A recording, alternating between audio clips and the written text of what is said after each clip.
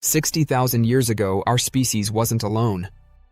In the valleys of the Middle East, modern humans came face to face with another kind of human, the Neanderthals. But who were they? And what about the Denisovans, the cousins whose faces we've never seen? The truth is, both groups are still with us today, written into our very DNA. In this video, you'll discover who they were, when and how they crossed paths with Homo sapiens, and how their legacy shaped the people we've become. For a long time, the story of human origins was told as if Homo sapiens were unique, standing alone.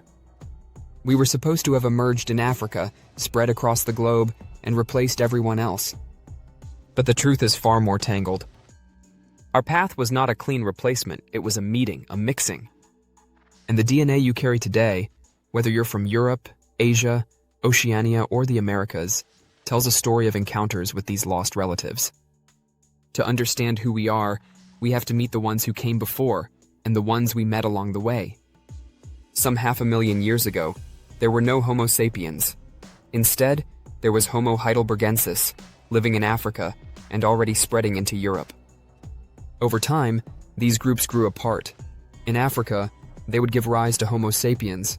In Europe, they would adapt to colder Ice Age climates and become Homo neanderthalensis. And so, for hundreds of thousands of years, these humans followed separate paths. Around 60 to 70,000 years ago, history repeated. Small groups of Homo sapiens began leaving East Africa. They were anatomically modern humans, people like us. They could think abstractly, create art, tell stories. Their tools were more refined than anything that had come before. They were restless, curious, and above all, they moved. These migrations likely followed coastlines, moving through what's now Egypt, crossing the Sinai Peninsula into the Middle East. And it was there, in this narrow crossroads between Africa and Eurasia, that our species met another kind of human, the Neanderthals. Neanderthals weren't strangers to the world.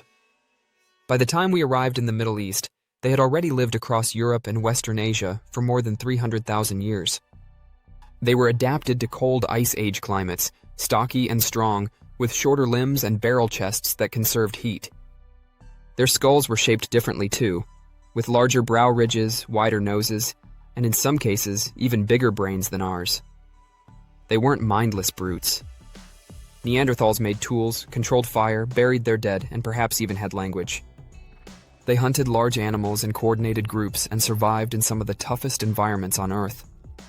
So why aren't they considered Homo sapiens? That's because species are defined not just by similarity, but by history.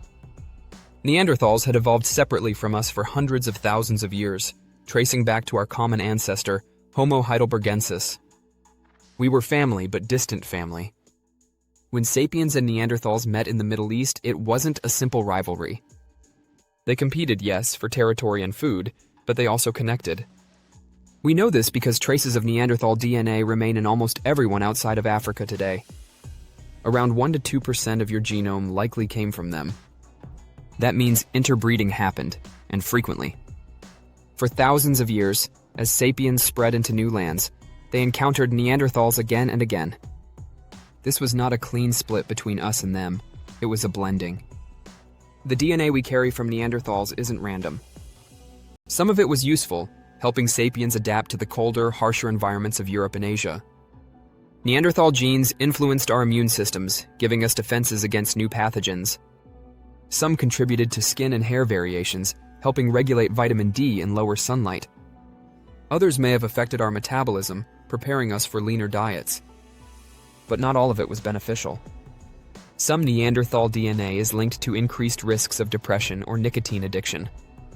Evolution doesn't care about perfection, it cares about survival. Somehow, those fragments helped sapiens endure. From the Middle East, sapiens moved further north and west into Europe, following rivers and herds of animals. Here, Neanderthals were at their strongest.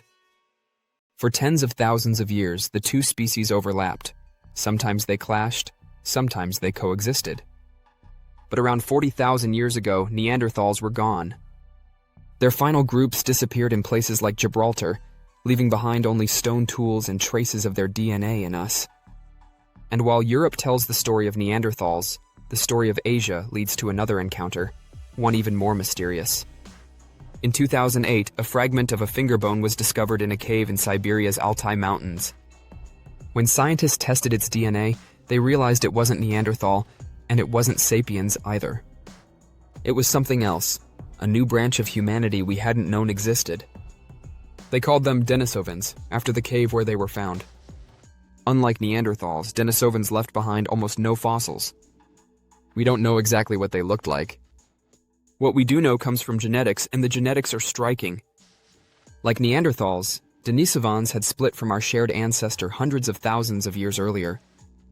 They occupied vast areas of Asia, from Siberia down to Southeast Asia, and when sapiens arrived, they too met and interbred. In some parts of the world, the legacy of the Denisovans is even more dramatic than that of Neanderthals. Populations in Oceania, particularly Melanesians, Papuans, and Aboriginal Australians, carry up to 5 to 6% Denisovan DNA. And just like with Neanderthals, those genes weren't random. One Denisovan gene helps people in Tibet survive high altitudes, allowing them to thrive in oxygen-thin air where others struggle. Another variant affects fat metabolism, useful in colder climates. These exchanges were pieces of survival passed from one kind of human to another. From Asia, some groups of sapiens moved further still, into the islands of Southeast Asia, and eventually, across open seas into Oceania. Here, their Denisovan inheritance ran deep. These early ocean voyagers were carrying not just their own DNA, but fragments of another people's legacy. Meanwhile, other groups were moving in different directions. Back in Asia, sapiens spread eastward, into Siberia, and eventually across the land bridge into the Americas. By this time, Neanderthals and Denisovans had vanished as distinct populations. But their story wasn't over, because they lived on in us. So what remains today? In Europeans and Asians, about 1 to 2% of DNA comes from Neanderthals. In the Americas, native populations inherited the same mix because their ancestors came from Asia, crossing the Bering Strait. In Oceania, people carry both, 2% Neanderthal plus up to 6% Denisovan. And in Africa, there is almost no Neanderthal or Denisovan DNA at all, though recent studies suggest tiny traces may have arrived later through back migration from Eurasia. The result is that the average human today is a mosaic. A lot of sapiens, a little bit Neanderthal, a little bit Denisovan. The borders between species turn out to be far blurrier than we once thought. They disappeared, but not completely. Because if you're alive today, then something of them lives in you. Thank you for watching. And if the Neanderthals taught us anything, it's how to survive.